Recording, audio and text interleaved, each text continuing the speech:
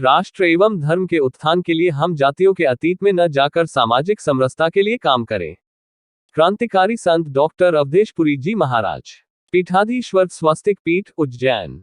जातियां पंडितों ने बनाई जो कि गलत था।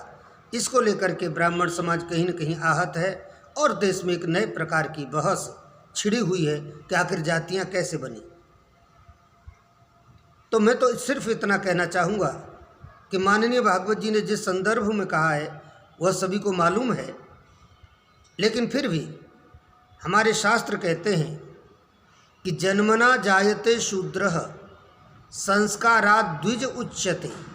जन्म से तो हम सभी शूद्र हैं और जब हम संस्कारों से सुसंस्कृत होते हैं तो हमारे अंदर द्विजत्व आता है, श्रेष्ठत्व आता है।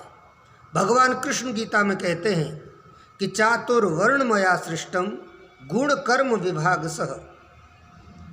ये 4 वर्ण जो है मेरे द्वारा निर्मित हैं, जिनका मैंने गुण और कर्म के आधार पर विभागीकरण किया।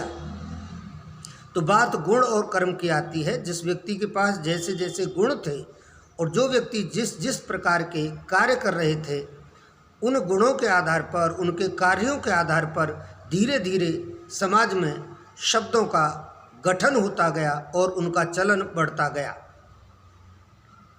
तो ऐसे ऐसे धीरे धीरे करके समाज में ये अनेक प्रकार की जातियां भी आईं, सब कुछ हुआ।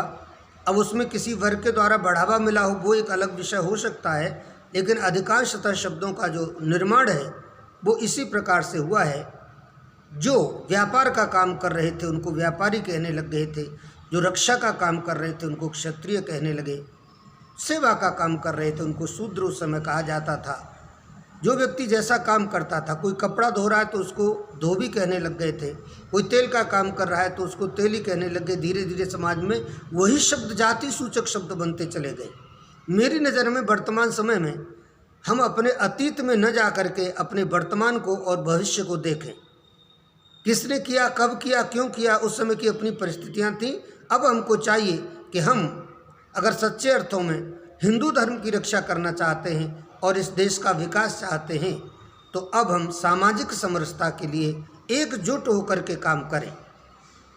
हमको चाहिए कि हम इस दिशा में काम करें कि हम हिंदू हिंदू भाई भाई की भावना को लेकर के आखिर कैसे आगे बढ़ सकते हैं।